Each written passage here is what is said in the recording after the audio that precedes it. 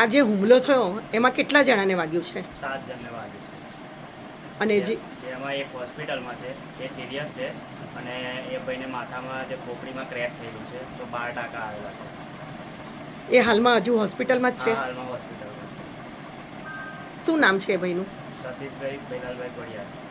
વડોદરા જિલ્લાના પાદરા તાલુકાના દલોલી ગામ ખાતે પાણી છોડવાનું કહેવાની બાબતે જીવલેણ હુમલો ડેપ્યુટી સરપંચ તથા સરપંચ તરફથી અને અન્ય તેમના સાગીરતો કરેલ છે. તમે જોઈ શકો છો કે જીવલેણ હુમલો કરવાથી કેટલાકના માથા ફાડી ગયેલા છે અને માથામાં ટાંકા તથા અન્ય હાથ તોડી નાખવામાં આવેલા છે તથા જાનથી મારી નાખવાની ધમકી આપવામાં આવેલ છે. શું આવા ડેપ્યુટી સરપંચ તથા સરપંચ હોવા જરૂરી છે? તો આ ભ્રષ્ટાચારને વધારો આપવાનું કાર્ય નથી. એક જ ગ્રામજનોની માગણી છે કે સરપંચ તથા ડેપ્યુટી સરપંચ રાજીનામું આપવું જોઈએ. આવો સરપંચ તથા ડેપ્યુટી સરપંચ હોવાથી ગામનો વિકાસ નહીં પરંતુ વિનાશ સર્જે છે અને વિનાશ થતો હોય છે. તે માટે હવે ગામના લોકોની માંગણી છે કે સરપંચ તથા ડેપ્યુટી સરપંચે ફક્ત અને ફક્ત રાજીનામું આપવું જરૂરી છે, જેથી ગ્રામજનોને શાંતિનો શ્વાસ લેવામાં અનુભવ પ્રાપ્ત થાય એવી ગ્રામજનોની માંગણી છે. તો હવે જોવાનું રહેશે કે શું દણોલી ગામમાં ડેપ્યુટી સરપંચ તથા સરપંચ રાજીનામું આપશે કે નહીં આપે ને જો નહીં આપે તો ગ્રામજનોનો આક્રોશ ક્યાં સુધી જઈ શકે છે એ જોવાનું રહેશે.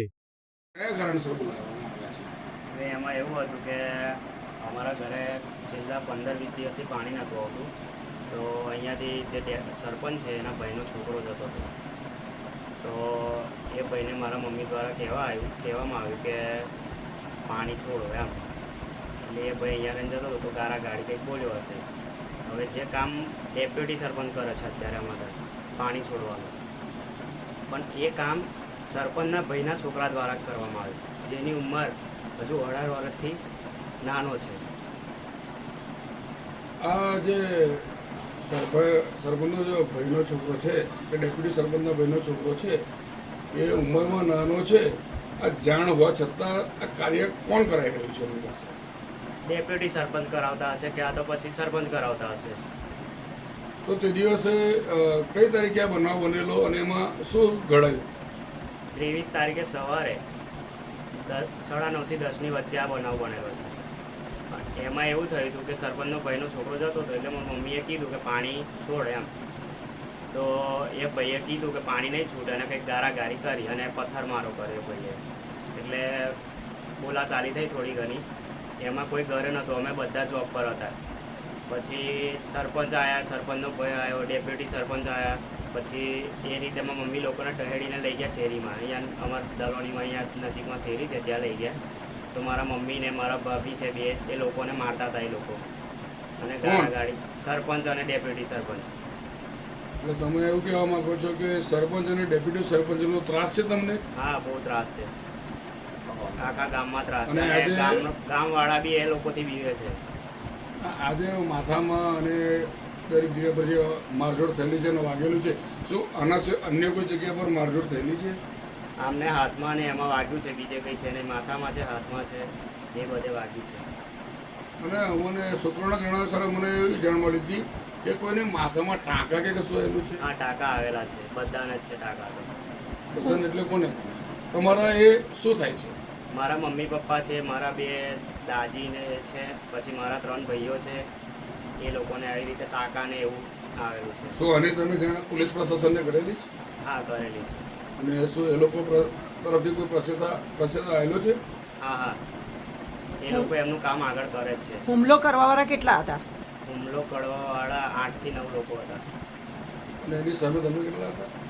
અમે બી એટલા જ હતા, પણ એમાં એવું હતું કે વધારે અમારામાં લેડીઝ હતા, અને બધા જેમ જેમ આવ્યા એ લોકોએ પાછળથી સપાટા મારી અને બધાને ઘાયલ કર્યા. તો હવે તમારી માંગ શું છે? અમારી એક જ માંગ છે કે સરપંચ સસ્પેન્ડ થવો જોઈએ, સરપંચ ડેપ્યુટી સરપંચ બી સસ્પેન્ડ થવો જોઈએ, અને એમને બી કડક ને કડક સજા મળવી જોઈએ.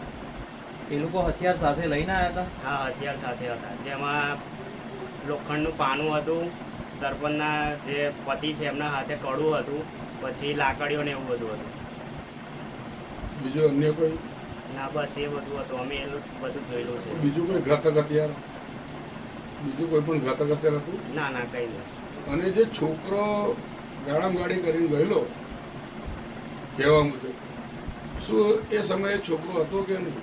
હા હતો, અહીંયા જ હતો. એ મારામારી થઈ ત્યાં સુધી હતો. અને એ લોકોએ અમને જાનથી મારી નાખવાની ધમકી બી આપી કે આગળ તમે કંઈ કરશો તો અમે તમને જાનથી મારી નાખીશું.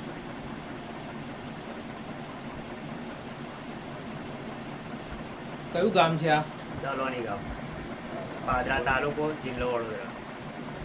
તમારું નામ? મારું નામ પડિયાર જતીન.